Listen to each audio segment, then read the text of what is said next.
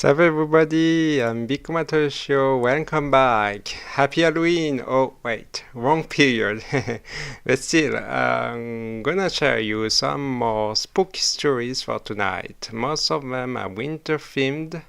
I had to look them up since like the Halloween stream, mixing words. Sadly, yeah. Sadly, I didn't get feedback, so yeah, I was trying to make my sad expression, but I cannot. So, hello there. Hi, Rocket Doggy. Happy Halloween. Yeah, Halloween is forever. True, but yes, true. How are you doing, my friend? Yeah, I love Halloween because thanks to the ambience and spooky stories, scary movies, scary games,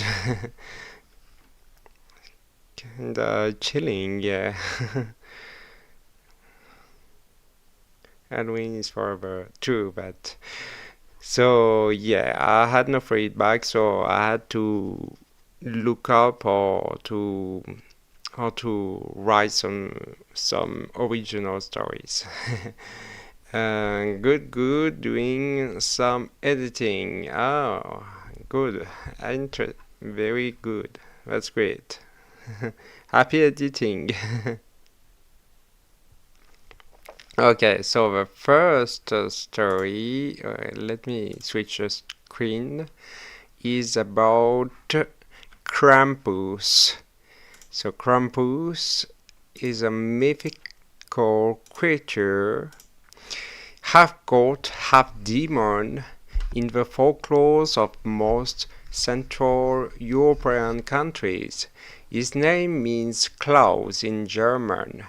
He is depicted as a man with horns with a goat foot, while the other foot is grotesque, beast-like.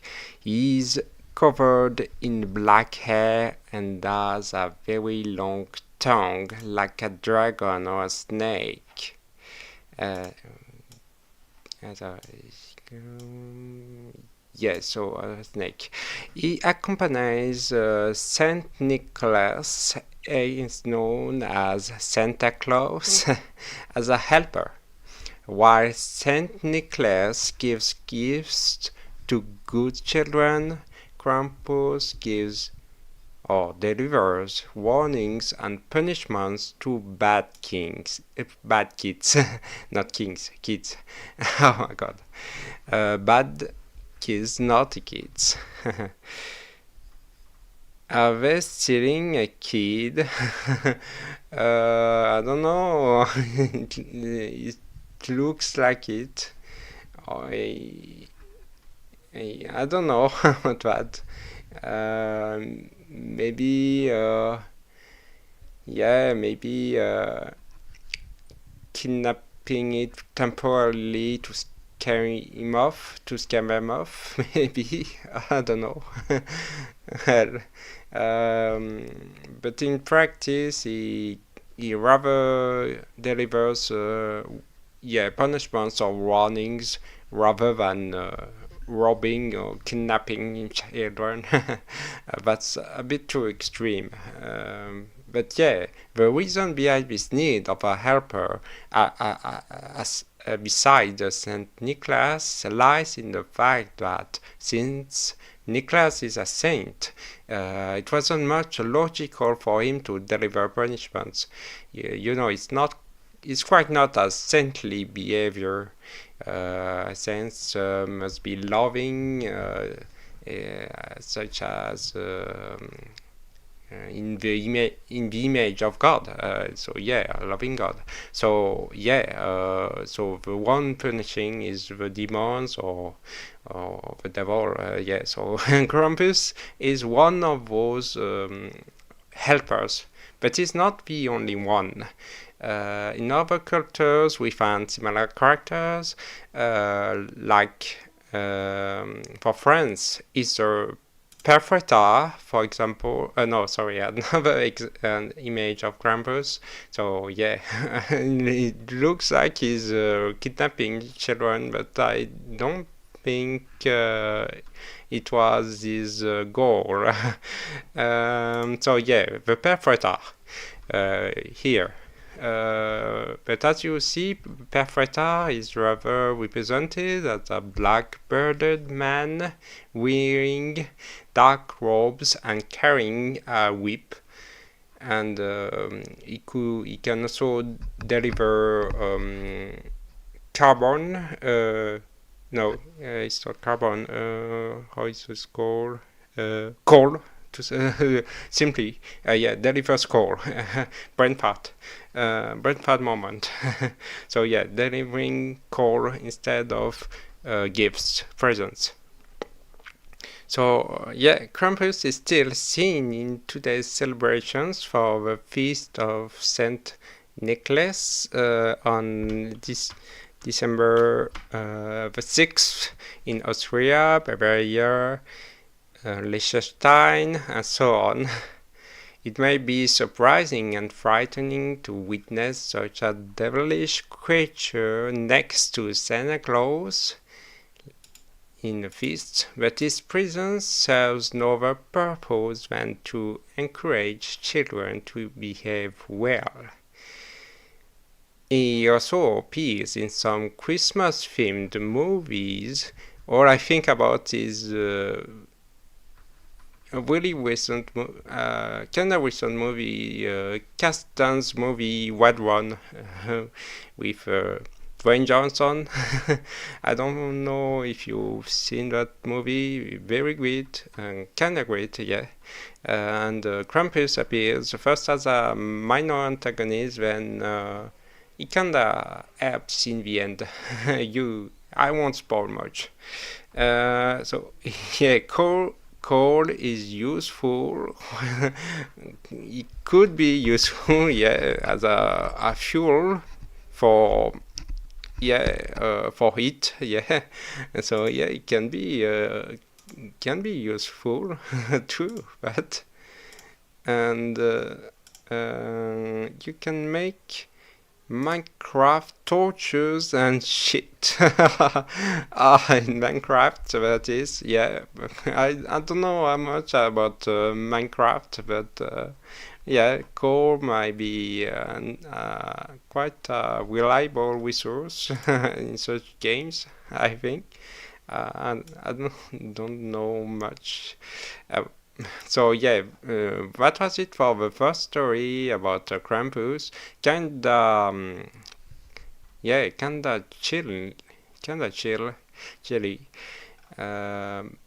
but it's quite soft. It's just that his appearance is kinda scary because it looks like a demon. He does look like a demon, and it's very weird to see a demon next to Santa Claus. It's for the feast of Saint Nicholas in Central Europe countries on December the 6th. That is. So moving on to the second story.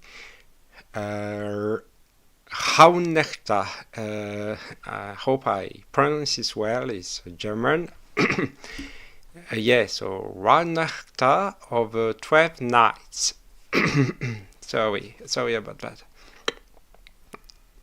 that. So yeah, the 12 nights of Christmas, as its name suggests, occur at the end of December before New Year. Why 12? Let me explain. First, let me, quite a bit of nude. Censored the parts. It's just some painting. Relax. So yeah, why 12? Why the number 12? It starts in Christmas, December 25, being the first night. and it ends on Epiphany on January the 6th.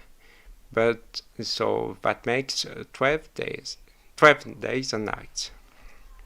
But some link them to the period between the winter solstice, December 21, to New Year. This can be explained because of Jesus' birth date being originally uncertain between the winter solstice and New Year until a Roman emperor and the Pope officially set the 25th of December as his birth date in the 4th century.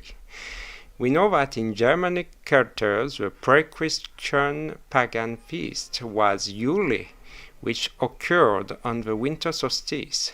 Hence the start of the 12 nights on December 21 in some areas. So anyway, if we keep the first case, it is said that stormy forces of the winter solstice end in January 6. This is also the rest of the wild hunt. The first story I told in the Halloween stream. So yeah, we found the wild hunt again. Meet again the wild hunt. So yeah, according to folklore, the wild hunt does happen during these nights. These nights come with obligations and prohibitions. It's said that these nights are so dangerous that they must be observed through fasting and praying.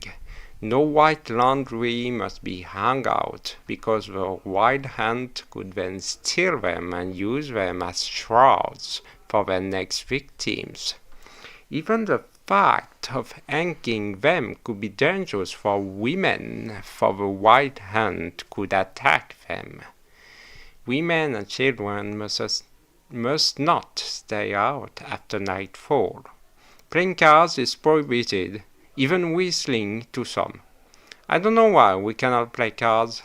It's quite arbitrary, but I can understand the whistling.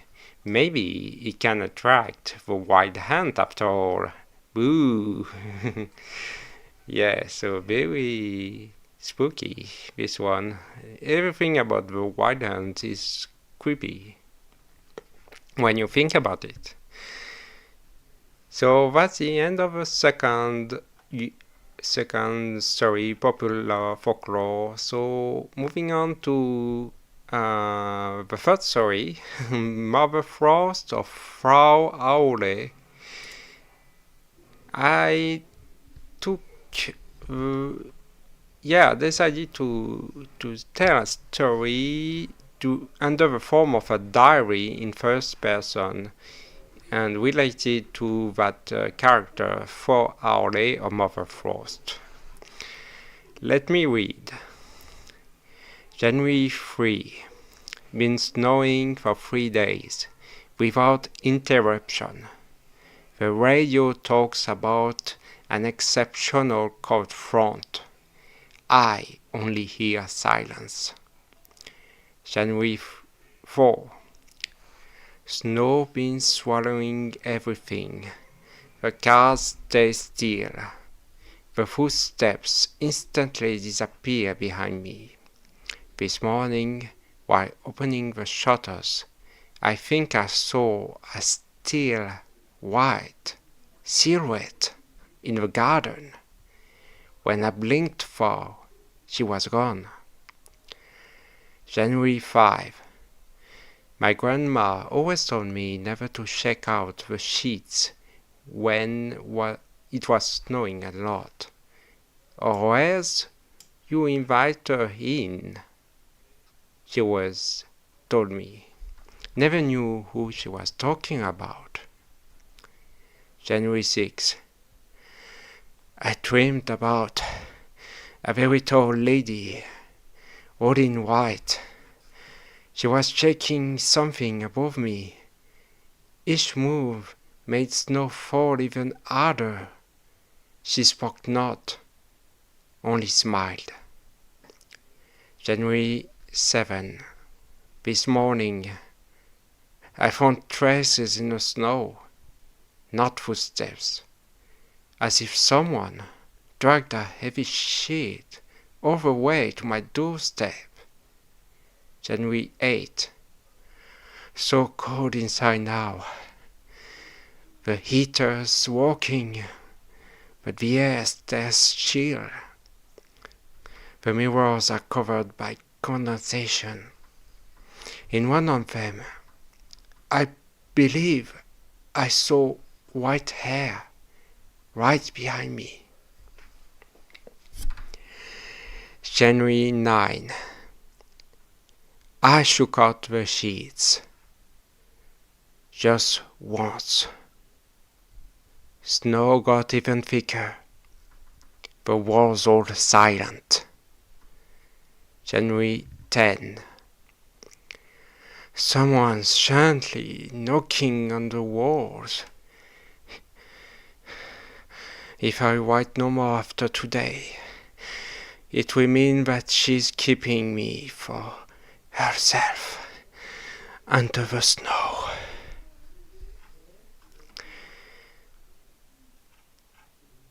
Oh yeah, that's the end of that story. I hope it sounds scary enough for you. So yeah, some adaptation, some free adaptation from the story about the legend about Mother Frost for Holle. Moving on to the fourth story. So this is about it's not much a story. It's rather some explanation about a Slavic figure, a figure in Slavic mythology about Baba Yaga. So Baba Yaga is a Russian name, but it also exists in Polish, Czech, and Bulgarian. She's quite a recurring figure in Slavic mythology. Baba means old woman.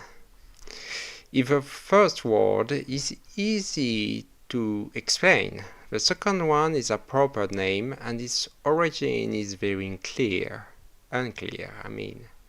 According to Alexander Afanassiev, this word could be related to Sanskrit ai, which means servant.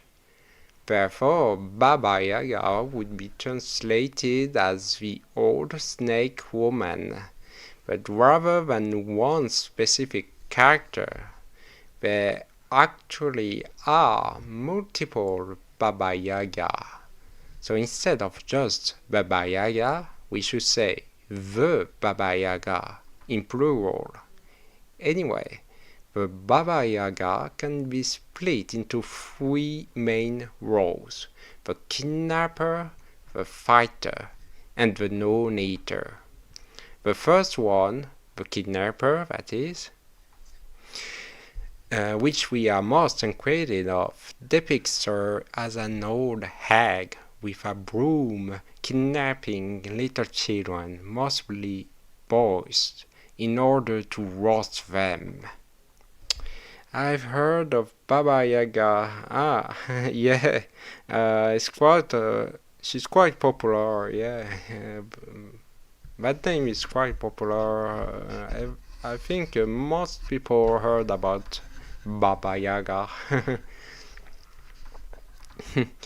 I played the Baba Yaga DLC in Rise of the Tomb Raider. Oh, there was DLC about the Baba Yaga in Tomb Raider, Rise of the Tomb Raider. I didn't know, actually. I learned something. It's very interesting, yeah. Very, very interesting indeed. The first wall about an old hag kidnapping little children, and however, I must say, in some tale, however, in these tales, the threat is never realized, for the child usually finds a way out, one way or another.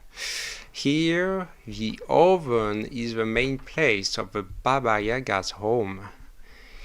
So that's the first wall. The second wall, the fighter, is found in some tales, such as the Baba Yaga and Little One. In it, the old hag wanted to kill the protagonist, Little One, as well as his 40 brothers. Oh yeah, that's a lot of siblings.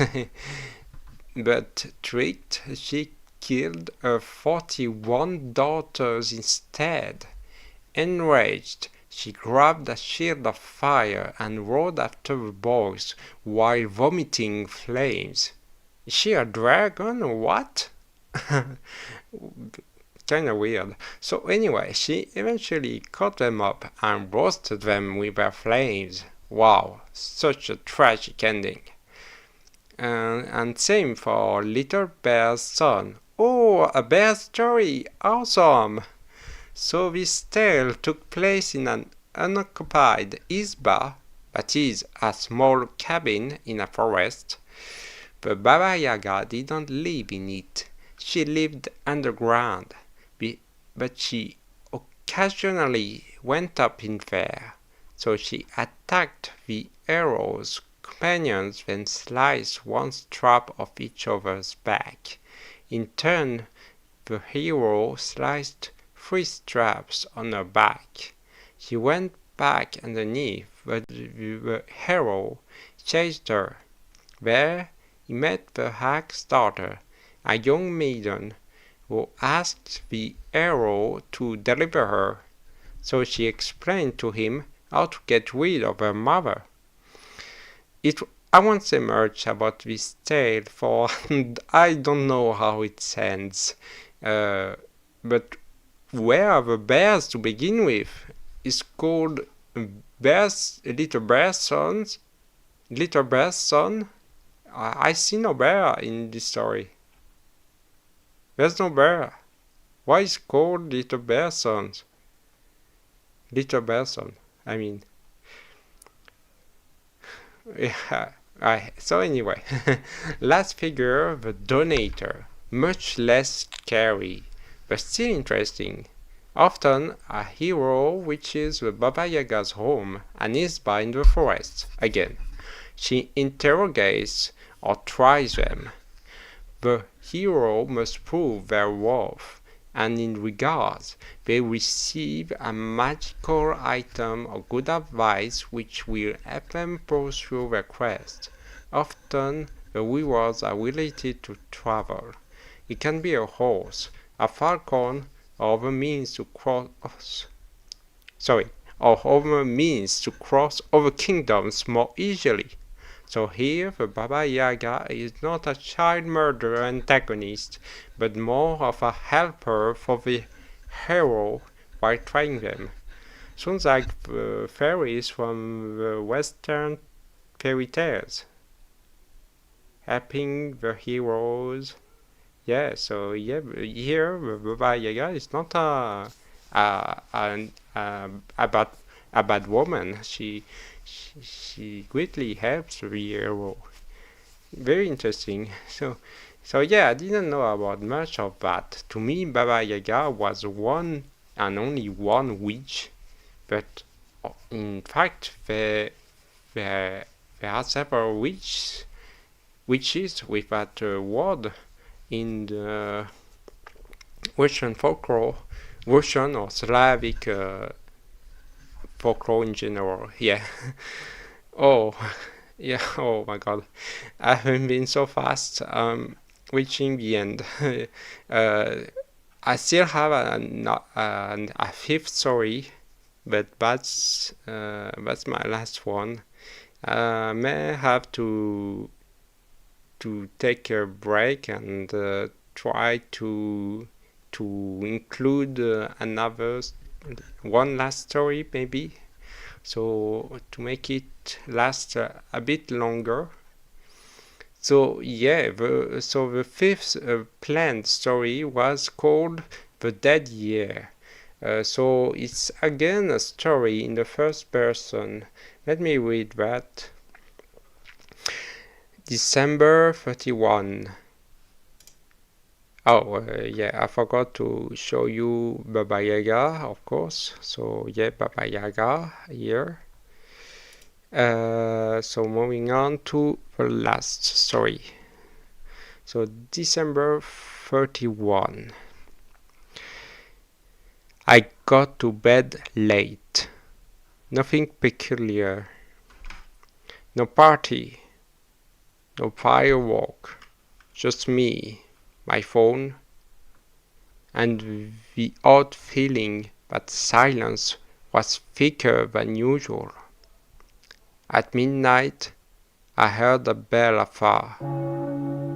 Just once. A somber ring. Told myself it was my imagination.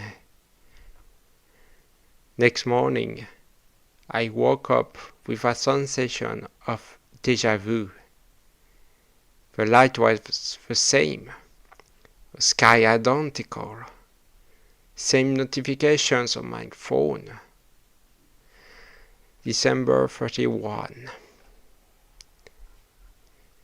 I thought it was a bug, a network issue. I rebooted my phone, checked the date on my PC, on the radio, on TV, everywhere, same date.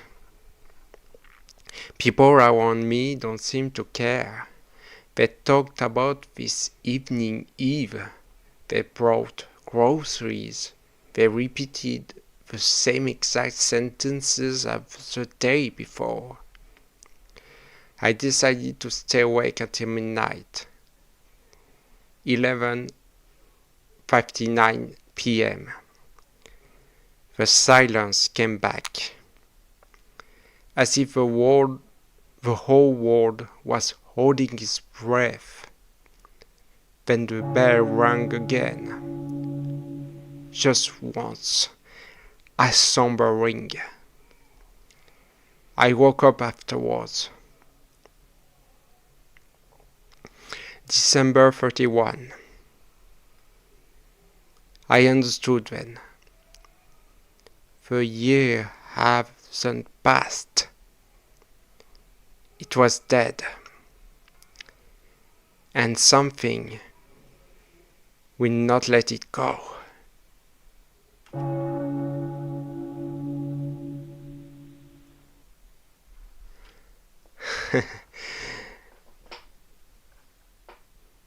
Well, I hope that one was interesting for you. It was kinda, yeah, like a Groundhog Day scenario. The day repeating itself, and it's such an endless loop. Based on the last day of the year, and the character was the person was trapped in an endless loop, and he was stuck in the last day of the year. Sounds like purgatory or even hell to me. So yeah, that's about it. I was quite fast. I hope I would last at least 1 hour, and I've been so fast. So I don't want to end it right now. So I may think about sharing a story that I know in French, but I may have to write it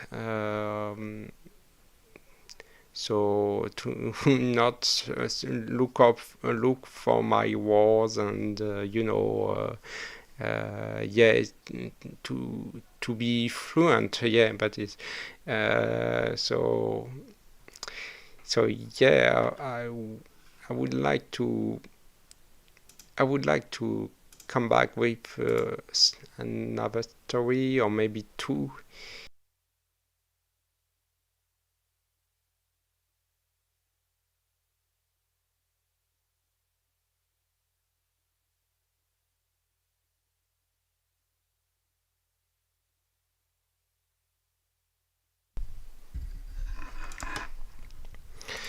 Okay, sorry about the waiting before. I didn't have time to finish it completely, so I'm gonna try to finish it without the script. So yeah, it's one of my favorite horror stories. Let's Not Meet. I'm gonna still. I'm gonna still narrate it because I do love them. I do love hearing stories, such stories that I would like to narrate them. So yeah, it's a story about a girl. Let's call her Emma. So Emma was a student, and she regularly met a panholder next to her college called Wendell. Usually, Emma did not give money to panholders directly, as she preferred to give to charities instead. But she explains that Wendell sang opera beautifully.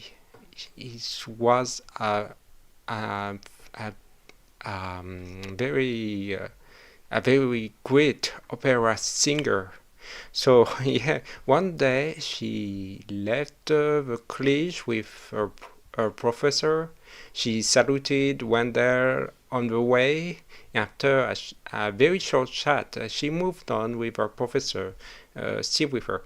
Once they were far enough, he asked her why she talked with him. So she explained that he's a nice guy in need. He retorted that she shouldn't chat much with homeless people from this city because they are known for having dark pasts. At that moment, she didn't want to listen to her professor. She thought he sounded like an elitist, so she would instead prove that Wendell is a very nice dude. But on the next day, it was all different. Wendell did not smile. He looked grumpy. At some point, he asked Emma, "So, that boyfriend of yours, have you been together for a long time or what?" Emma understood. He was talking about her professor. He mistook her professor for a boyfriend of hers. So she explained to him that he is not her boyfriend. He is her professor. He was her professor. So immediately Wendell got joyful again, made jokes, and so on. He was very chatty. And the more they met, the more Wendell gave gifts to Emma in return, like tokens, flowers, and so forth. A professor chatted with her one day once again and told her he was manipulating her. For the first time, Emma agreed, because she remembered Wendell told her he could not join a college because of his drug addiction. That was a very long time, but still. And at some point in his life, an ex of him left him because she overreacted to something he did. Weird, don't you think? Emma decided to stop meeting him, and she was helped by the famous pandemic disease. The disease that shall not be named back in 2020. So her classes went online. She returned home in another city next to her college city. But she once had a phone call. It was one of her friends. So Emma's friend told her that a stranger chatted with her and asked about Emma's news. To her, she understood that it was Wendell, but Jude was trying to stalk her, but it was enough. So after the quarantine period, back in her college, she totally ignored Wendell. Of course, the guy understood something was off. And one day, Emma went to her brother's house because there was one empty room. A room was getting empty, free. So he suggested that she could sleep in his home for a bit. On the 9th day, someone rang the doorbell. Emma's brother went and opened the door, chatted a bit, then came back to Emma with an angry look. He told her, "Mommy and Daddy gonna kill you, Emma." At first, she didn't understand, and he went on ranting. At some point, she asked him, "Brother, what are you talking about?" He told her, But old guy at the door says that you're together, but something went off and he's here to arrange things out. And he knows much about you. He gave you a name. He knows what you like. He knows very much about you. So Emma understood. She quietly went to the door and looked at the lock hole, and she recognized Wendell in fancy clothes, shaved and clean, but it was Wendell.